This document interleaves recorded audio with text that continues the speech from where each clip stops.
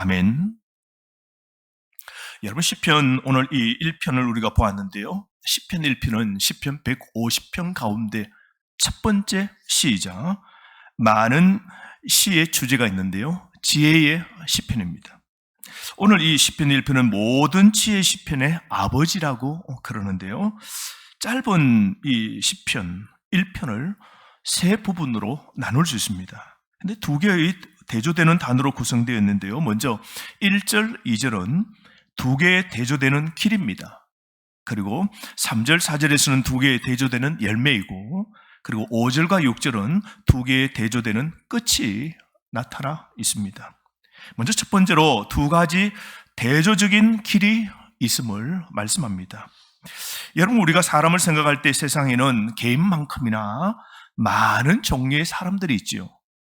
세상에 정말 다양한 사람들이 있습니다. 남자들도 있고 여자들도 있고, 또 성별도 다양할 뿐만 아니라 나이도 직업도 다양하죠.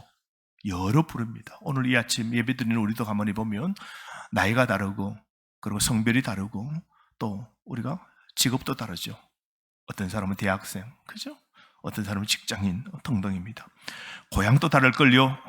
사는 지역도 다를걸요. 가족의 구성은 또 다 다릅니다. 지금 옷 입은 모양도 다 다르죠.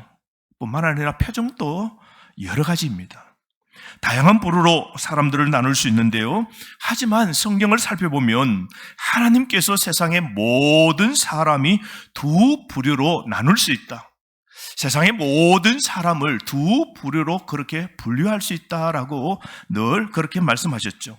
그것은 하나님께 속한 사람이거나 하나님께 속하지 않는 사람, 즉 신자도 있고 불신자도 있습니다. 기독교인이 있고 비기독교인이 있습니다. 의로운 사람도 있고 악한 사람도 있는 것이죠. 오늘 이 본문 시편 1편의 저자는 의도적으로 우리 마음속에 두 개의 초상화, 즉 악인의 초상화와 의인의 초상화를 그려서 우리 앞에 중요한 질문을 던집니다. 그래서 오늘 이 시편을 읽을 때마다 지금 당신은 누구입니까? 이걸 묻고 있는 거예요. 지금 당신은 어느 부류, 어느 길에 서 있습니까? 라는 것을 묻고 있습니다. 먼저 여러분 1절, 2절에서 두 가지 대조되는 길이 있다고 말씀하는데요. 먼저 악인의 길입니다. 여러분, 이 시편은 복 있는 사람으로 단어가 시작합니다. 복 있는 사람은 이라고 시작하는데, 복 있는 사람에 대한 설명을 기대하게 만들죠. 하지만 시편 기자는 복 있는 사람에 대한 설명이 아니라 오히려 악인들을 묘사하고 있습니다. 악인들의 길이 세 가지 비슷한 점이 있음을 나타내는데요. 악인들의 꾀를 따르지 아니하고, 죄인들의 길에 서지 아니하고, 오만한 자들의 자리에 앉지 아니한다라고 말합니다. 게다가 점점 보면 하향으로 내려갑니다. 보십시오. 악인이 꾀를 따른다, 걷습니다. 그죠? 그 다음에는 뭡니까? 죄인들이 섭니다. 그리고 마지막에는 뭡니까? 앉습니다. 가다가 서다가, 그리고는 마지막 앉습니다. 점점 하향으로 내려가는 비슷한 점들이 있습니다. 악한 자들은 악한 사람들의 충고, 꾀를 따릅니다. 그런 다음에 악한 사람들은 지속적으로 죄인들과 함께합니다. 결국 하나님을 비웃는 오만한 사람들 사이에서 영원히 남게 됩니다. 그러므로 여러분, 우리가 하나님의 말씀을 듣지 않고 우리가 순종하고 행하지 않기 때문에 얼마나 많은 슬픔, 고통, 고난을 겪습니까? 우리가 악인, 죄인, 오만한 자들을 따르기 때문에, 우리가 죄로 이끄는 생각을 피하지 못하기 때문에, 우리가 죄를 가볍게 생각하기 때문에 그런 화를 당하는 것이지요. 그러므로 복을 받고자 하는 사람은 하나님을 거역하는 사람의 길을 걷지 말아야 되고, 악한 길을 걷지도 앉지도 동조하지도 말아야 합니다. 죄악의 것들이 매력적이고 유혹적으로 보일지 모르지만 하나님의 심판으로 파괴와 죽음으로 이어갑니다. 악인의 길이 여러분 우리 눈에는 달콤하게 보이지만 그 효과가 치명적임을 늘 기억하며 살아야 됩니다. 악인의 길과 대조적으로 또 다른 길이 있다고 2절에 말씀합니다. 복 있는 사람의 길이죠. 여러분 이 시편 첫 단어가 뭡니까? 복 있는 사람, 복입니다. 시편은 오늘 이 시편 1편의 시인은 복이라고 그랬습니다. 행복에 대해서 말하는 것이 아니라 복에 대해서 말하고 있습니다. 행복, 해피니스죠. 복, 블레시드는 있습니다. 복, 행복과 복은 여러분 다릅니다. 성경은 우리에게 어떤 사람이 복이 있다라고 말할 때 그것은 그 사람이 무엇을 소유했는가, 무엇을 하나님으로부터 얻었는가, 그리고 무엇을 지금 느끼고 있는가를 말하는 것이 아니라 성경에서 말하는 복은 어떤 사람인지를 항상 말씀하고 있습니다. 여러분 마태복음 5장에 보시면 예수님께서 산 위에서 하신 설교를 여러분 한번 생각해 보십시오. 예수님은 복 있는 사람이 누구인지에 대해서 객관적인 판단을 내리셨습니다. 예수님은 하나님께서 복 있는 사람이 어떤 사람인지를 선언하셨는데요, 하나님이 보시는 복 있는 사람은 명예나 돈이나 건강이나 직업 등이 좋거나 많이 가진 사람이 아님을 말씀하셨습니다. 그래서 예수님, 즉 하나님이 복 있는 사람이라고 정의한 사람은 마음이 가난한 사람, 슬픈 일을 당한 사람 곁에 슬퍼하는 사람, 마음이 유순한 사람, 주의 진리를 위해서 굶주리고 목마른 사람, 남을 불쌍히 여기는 사람, 마음이 깨끗한 사람, 화평, 평화를 이루는 사람, 주의 진리와 교회를 위해 핍박받는 자가 복 있는 사람이라고 말씀하셨습니다.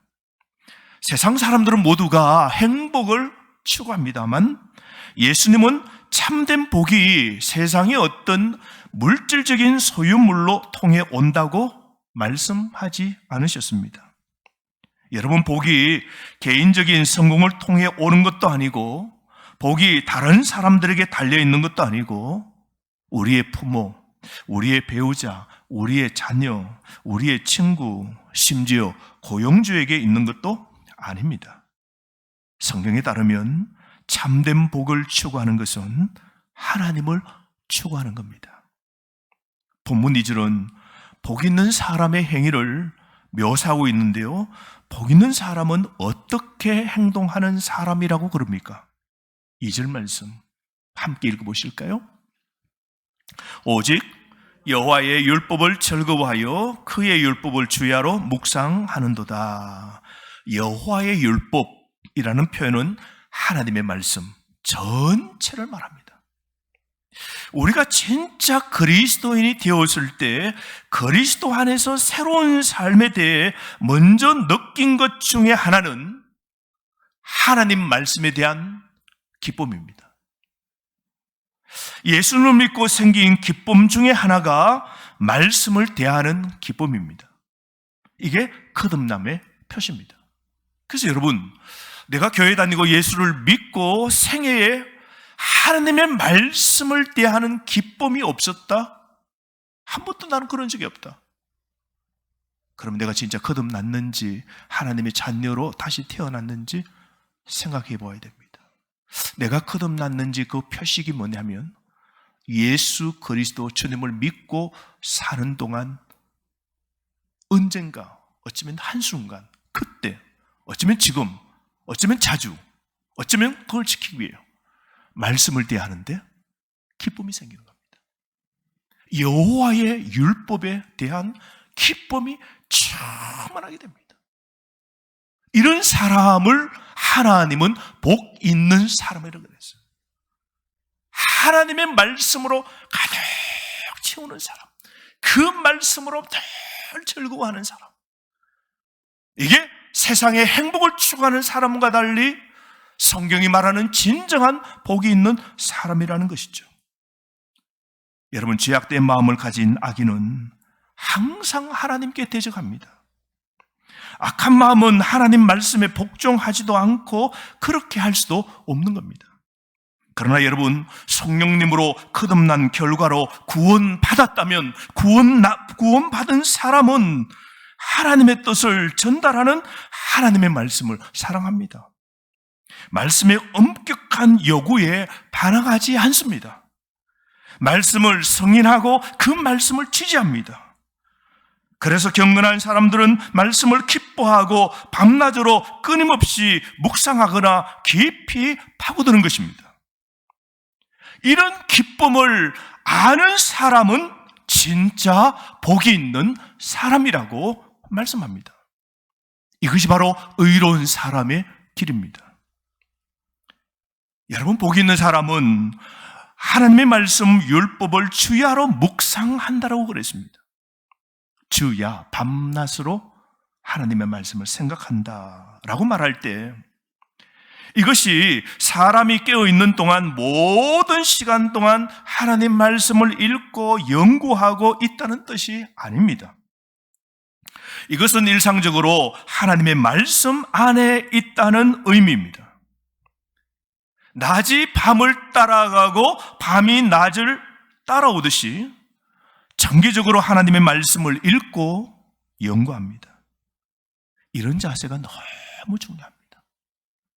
낮이 지나면 밤이고 밤이 지나면 낮이고, 내가 말씀을 읽고 놓았던 그 말씀을 내일 또 붙잡고, 또 그 말씀을 붙잡고 살아가다 또 흐릿해지는 순간 그 말씀을 또 밤처럼 붙잡고 살아가는 사람. 그런데 여기 묵상한다 그랬습니다. 밤낮으로 묵상한다. 묵상기로 말하면 우리는 동양의 명상을 생각합니다. 그래서 요즘 보면 멍 때리기 여러 가지 방법이 있잖아요. 그러니까 마음을 비우는 거죠. 마음에 막 분열이 있고 무거운 고민이 있고 이런 걸 어떻게 해요? 내려놓기 위해서, 비우기 위해서 멍하게 있다 그러죠. 풀을 보고 멍하니 있습니다. 풀멍이고, 물을 보고 멍하니 있습니다. 그래서 백원호수 주변에 카페가 잘 되는 이유가 다 커피 한 잔 마시면 뭐 봅니까? 그 호수 물 보면서 멍하게 그렇게 내 마음을 좀 잊어버리는 거죠. 숲멍이 있습니다. 숲을 보면서 멍을 때립니다. 바다멍이 있죠. 소리멍이 있습니다. 좋은 소리를 울려 그 소리를 눈을 감고 그렇게 보내는 시간. 요즘 이게 열풍입니다. 이런 걸 할 수 있는 카페를 찾고 바다를 찾아갑니다. 그러나 오늘 성경적 묵상은 하나님의 말씀으로 가득 채우는 걸 말합니다. 마음을 다 비우는 것이 아니라 말씀으로 채우는 게 묵상입니다. 그래서 우리 성도는 불을 보면서, 물을 보면서, 숲을 보면서 말씀을 묵상하는 것, 그거 좋은 겁니다. 성경의 특정 구조를 반추하거나 중얼거리는 겁니다. 다시 말해서 하나님의 말씀을 연구하여 그 하나님의 말씀을 마음에 배우고 하나님 도를 실행하는 것, 그게 묵상입니다. 이것이 의인의 길입니다. 여러분, 말씀은 정말 중요합니다. 지난 한 주간 여러분 이 하나님의 말씀 담기 위하여 묵상, 내 마음 더러운 걸 비우고 그 자리에 하나님을 채우는 멍한 시간, 진리로 채우는 묵상의 시간, 여러분 얼마나 소중하게 여기시고 그런 삶을 놓지 않고 낮이 지나 밤이고 밤이 지나 낮이듯 그 말씀으로 일주일 동안 말씀을 따라 사는 삶을 살아오셨습니까? 여러분, 우리가 복을 받으려면 말씀 안에 말씀을 가까이 하는 그 자리에 우리가 있어야 됩니다. 요즘 보면 스쿠버 다이빙 취미로 하는 사람도 많다 그러죠. 그래서 돈 좀 있고 하면 별난 취미 갖기 위해서 또 물로 바다로 들어가는 사람들이 있습니다. 근데 여러분, 스쿠버 다이빙을 해서 깊은 물속에 들어갑니다. 요즘 유튜브를 보시면 여러분, 그 심해로 들어가는 사람들, 또 한 10m 바다를 울릉도 지역에 들어가서 그렇게 잠수하는 그 스쿠버 다이버들을 보십시오. 조금만 내려가면요, 그 깊숙한 바다에 또 웅덩이처럼 된 곳이 있어요. 그 부분에 다다르면 시커매요. 그 바다가 물이 있지 않으면 시커매요. 그래서 더 깊이 내려가다 보면 나중에는 물 세계에 있다 보면 이게 무중력이잖아요. 무중력 같은 그 상태 속에 있고 중력 감각을 잃게 되면요, 어느 쪽이 위쪽인지 어느 쪽이 아래인지 방향 감각을 잃게 된답니다. 그럴 때 스쿠버 다이버들은 입에서 이렇게 내뿜는 이 거품이 나오죠. 그때 그 거품을 본답니다. 산소통에서 그 산소를 쉬면서 입에서 품어내는 그 기포가 생기면서 거품이 물방울이 나죠. 어디가 위인지 어디가 아래인지 햇빛이 비춰주는 것이 모두 다 환하고 때로는 시커멓면요, 모른답니다. 방향 감각을 잃었을 때, 그때 스쿠버 다이버들은 기포가 생겨서 거품이 올라가는 쪽, 그걸 본답니다. 그쪽이 위쪽이고 그쪽이 수면이고 그쪽이 생명의 방향이죠. 그래서 스쿠버 다이버가 가장 먼저 배우는 것은 물속에 들어가서 기포가 생길 때 뽀로록 하고 올라가는 그 방향, 이게 내가 숨이 멈추고 위급할 때 올라가야 될 방향임을 가장 먼저 배운다고 합니다. 그렇지 않으면 바닷속의 방향을 잃고 생명을 잃게 됩니다. 물속에서 방향을 잃었을 때 자신이 생각하기나 자신의 느낌대로 이쪽이지 하고 가다간 물속에서 죽게 됩니다. 그래서 방향을 잃었을 때 기포가 올라가는 것을 보면 정확합니다. 여러분, 성도인 우리는 세상의 바다에서 방향을 잃지 않으려면 하나님 말씀을 신뢰해야 됩니다. 우리는 하나님 말씀 안에서 기쁨을 얻고 밤낮으로 묵상해야 됩니다. 말씀이 우리의 생각과 행동을 형성하도록 해야 됩니다. 말씀이 가르치고 말씀이 가르치는 쪽으로 우리는 걸어가야 되는 겁니다. 내 느낌대로 살면 안 됩니다. 내가 살아온 경험대로 사는 게 아닙니다. 그게 때로는 하나님 말씀과 하나님 뜻을 위배하는 경우가 있거든요. 그래서 우리는 낮밤으로 하나님의 말씀, 그 방향, 그 말씀의 방향, 그쪽이 생명의 길입니다.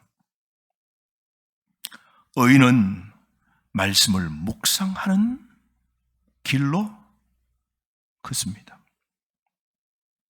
이런 걸음을 걷는 가을에 여러분의 발걸음 되기를 바랍니다. 두 번째로, 여러분, 두 개의 대조되는 열매가 3절, 4절에 두 개를 대조하고 있습니다. 열매입니다. 첫 번째는 영원한 열매를 말합니다. 3절 말씀 함께 읽어보실까요? 그는 시냇가에 심은 나무가 철을 따라 열매를 맺으며 그 잎사이가 마르지 아니함 같으니 그가 하는 모든 일이 다 형통하리로다. 이 시편을 쓰는 이 기자는 덥고 메마른 나라에 있는 나무를 묘사하고 있는데요, 건조한 땅, 척박한 땅에 여러분, 나무를 심기가 참 힘들죠. 그런 나라에서 나무를 심으려면 나무는 시냇가를 찾아 심습니다. 물이 있는 쪽에 가서 심죠. 그럴 때 그 뿌리는 깊숙하게 내려가고 시냇물에서 생명을 주는 물을 끌어올려서 오아시스의 나무처럼 그렇게 번성하게 되는 것이죠. 그러나 여러분, 나무는 그 자체를 위해 존재하지 않습니다. 나무는 열매를 맺기 위해 존재합니다. 이것이 나무를 복으로 만드는 것이죠. 오래전에 영국의 엘리자베스 여왕, 지금은 돌아가셨지만요, 그분의 한 연설 가운데 명연설, 황금연설이라 해서 세간에 화제가 된 그런 연설이 있습니다. 2002년도에 영국의 의회에서 연설한 연설인데요. 근데 그때 엘리자베스 돈이 얼마나 많습니까, 여러분? 왕실의 돈이 수조가 되잖아요. 아마 수십조가 되나요? 엄청난 부자죠. 그래서 영국 국민들 가운데는 아직도 황실을 위해서 우리가 지원하고 후원하고 이런 일을 해야 되는가, 존립할 필요가 없다, 이런 사람들, 반란들이 많이 일어나죠. 영은 자신이 이기적이거나 탐욕스럽지 않다는 것을 국민들에게 안심시키기 위해서 말한 대목이 있습니다. 그 연설하면서 이렇게 말했습니다. 하나님이 내게 엄청나게 많은 것을 주신 것은, 그 주신 것을 나는 사두지 않을 것입니다. 다만 하나님께서 하나님에게 다시 드리기 위해 주실 복을 내가 받을 것입니다. 하나님이 내게 주신 것을 나는 절대로 사두지 않고 하나님께 다시 드리기 위해서 나는 내 재물, 내가 가지고 있는 것을 나는 기꺼이 쓰기를 원합니다. 그렇게 말했습니다. 그런데 여러분, 엘리자베스 여왕이 정말 그렇게 살았는지는 의문입니다만, 그리스도인 저와 여러분, 우리가 가져야 될 태도가 분명 이러한 태도가 되어야 되지 않을까요? 하나님께서 우리에게 베풀어 주신 복들을 우리가 꽉 쥐고 이기심으로 쌓아두거나 붙잡아 두어서는 안 됩니다. 시냇가에 심은 나무는 철을 따라 열매를 맺습니다. 그 열매는 나무가 먹는 것이 아니라 그 열매는 뭐요? 다른 이 사람들에게 내어주는 것이죠. 의로운 사람들은 다른 사람들을 복되게 하는 사람들입니다. 이런 사람을 가는 사람은 사람을 살립니다. 내가 가진 생명을 줍니다. 내가 가진 여유 있는 것을 줍니다. 옷도 줍니다. 반찬 또 하나 더 사옵니다. 얻어먹으려 하지 않습니다. 내 형편에서 베풀고 힘들고 어려운 사람 위해서 그렇게 내는 것이죠. 이게 의로운 사람입니다. 그런 사람은 꽉 찬 열매로 성장과 성숙을 향하여 풍성한 열매를 맺는 삶을 살게 되는 겁니다. 이런 열매, 우리가 추구해야 될 의인의 열매이지 않겠습니까? 그런데 4절 말씀에 이런 아름다운 열매와 대조되는 다른 열매가 있는데요, 썩기 쉬운 쭉정이의 열매를 말합니다. 4절 말씀, 악인들은 그렇지 아니하며 오직 바람에 나는 겨와 같다 그럽니다. 여러분, 이스라엘 지역에 가보시면 아주 옛날 한번 생각해 보십시오. 타작마당은 산들바람이 가장 잘 부는 언덕 위에서 그렇게 타작이 시작됩니다. 곡식을 다 베어서, 그리고 타작마당에 그걸 다 깝니다.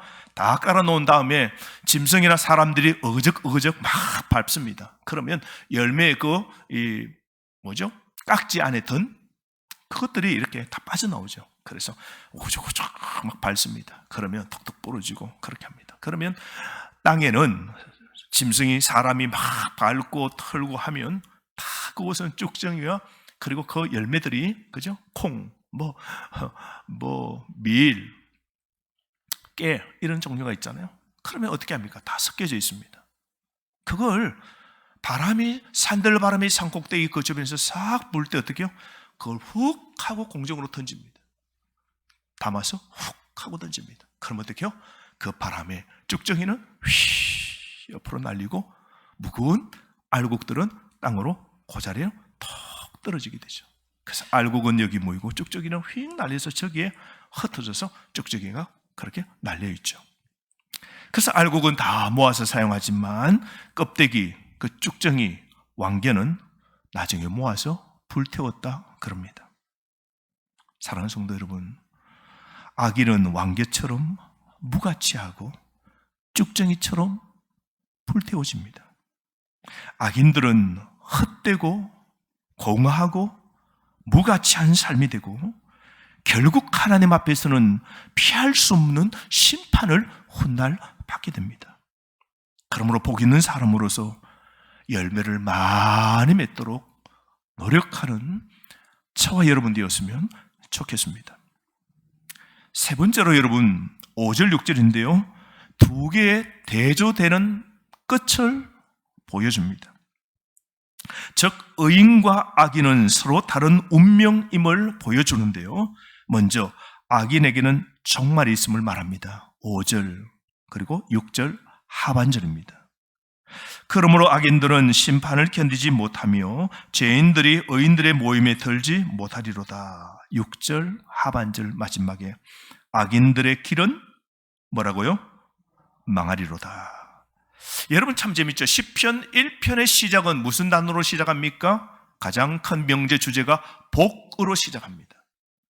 그런데 6편 맨 마지막에는 뭐로 끝납니까? 멸망으로 끝납니다. 여러분 오늘 이 악인, 모든 불신자, 비기독교인, 모든 악인의 비극적인 종말은 영원한 지옥입니다. 그런데 여러분, 의로운 사람, 복 있는 사람에게는 하나님의 인정이 있다 그럽니다. 그게 6절인데요.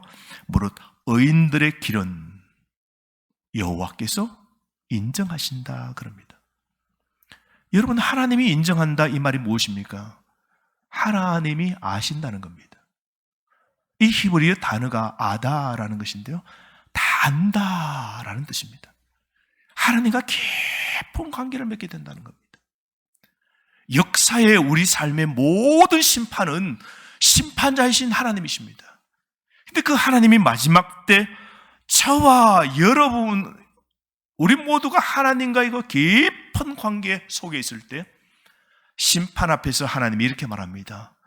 나는 너를 안다. 복 있는 사람의 최고의 복은 하나님이 나를 알아주는 겁니다.